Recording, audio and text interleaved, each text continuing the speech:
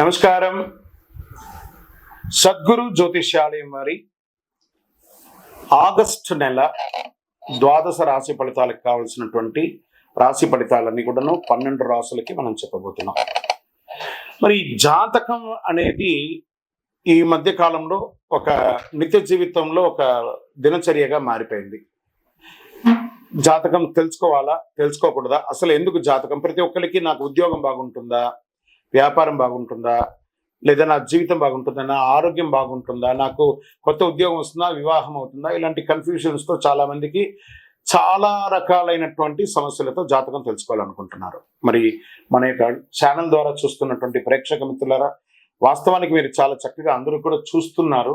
కొంచెం ఒక like and share చేయండి, కొంచెం బాగుంటుంది. మీ మిత్రులకి అందరికీ కూడా షేర్ చేయండి. మరి ఎవరెవరు జాతకం తెలుసుకోవాలి అని అనుకుంటే, మీకు వృత్తి వ్యవహార పరంగా, వ్యాపార పరంగా, ఉద్యోగ పరంగా, వివాహ పరంగా, ఆరోగ్యపరంగా ఉంటే మాత్రమే మనలాంటి సద్గురువులకు మీరు మెసేజ్లు చేయండి. ఈ యొక్క జ్యోతిష్యం చెప్తున్న గురువులకి మెసేజ్ చేయండి.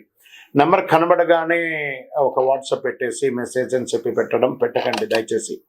మళ్ళీ చెప్తున్నాను, జాతకం పడుతున్న వర్షానికి ఒక గొడుగు మాత్రమే, కానీ జాతకం జీవితం కాదు.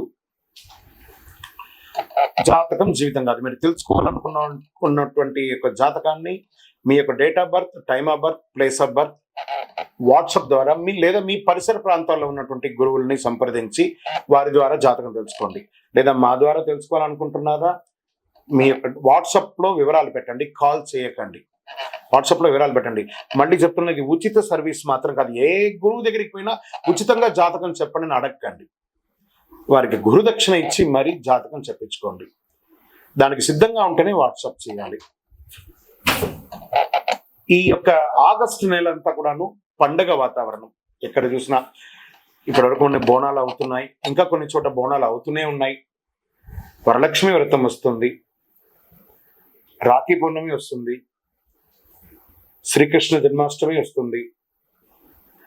ఎన్నో రకాలైనటువంటి పండగల వాతావరణంతో ఉన్నటువంటి తెలుగు వాళ్ళందరూ కూడా చేసుకున్నటువంటి ఒక పండుగలో సద్గురు జ్యోతిషాలయంలో ఈ యొక్క జ్యోతిషాస్త్రరీత్యా ద్వాదశ రాశులలో ముందుగా మొట్టమొదటిది మేష రాశికి ఈ ఆగస్టు నెల ఎలా ఉంది.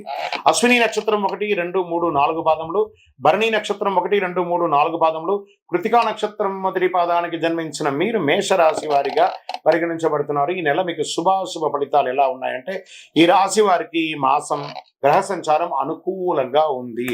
అన్ని రంగాల వారికి అనుకూలమని కూడా చెప్పచ్చు. శుభమే కదా, అద్భుతంగా ఉంది. శని తిరోగమన స్థితిలో 11వ ఇంట్లో ఉన్నాడు. 5వ ఇంట్లో బుధుడు మరి శుక్ర గ్రహాలు ఉన్నారు. రాశ్యాధిపతి కుజుడు 26 ఆగస్టు వరకు 2వ ఇంట్లో కుజుడు గ్రహంతో పాటు బృహస్పతితో పాటు ఉంటున్నాడు.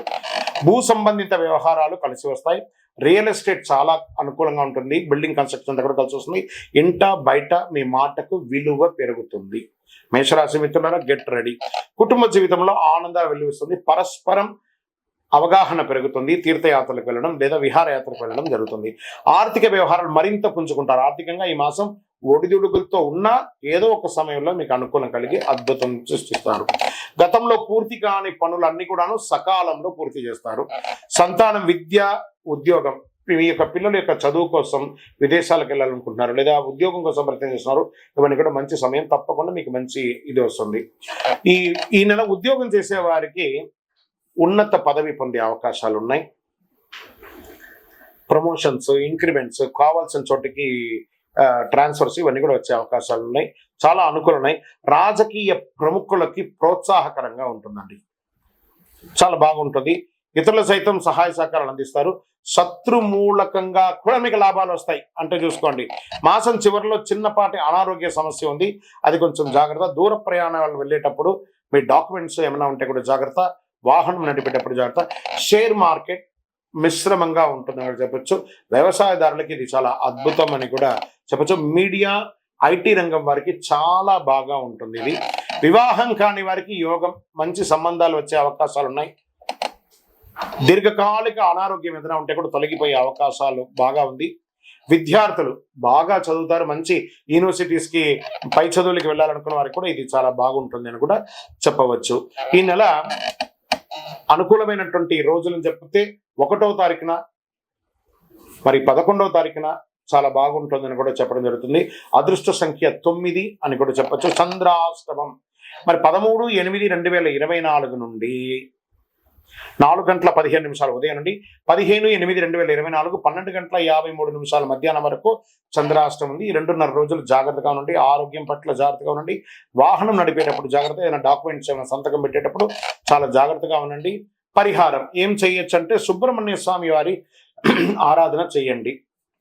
ఈ కరుంగాలి మాలను వేసుకోవడానికి ప్రయత్నం చేయండి. మీ వయస్సు ఎంత ఉందో అన్ని దీపాలు మీ యొక్క పరిసర ప్రాంతాల్లో ఉన్న సుబ్రహ్మణ్య స్వామి దేవాలయాల్లో వెలిగించండి. ఇంకను సకల దోషాలను తొలగడానికి మీ యొక్క కులదైవాన్ని ప్రార్థన చేయండి.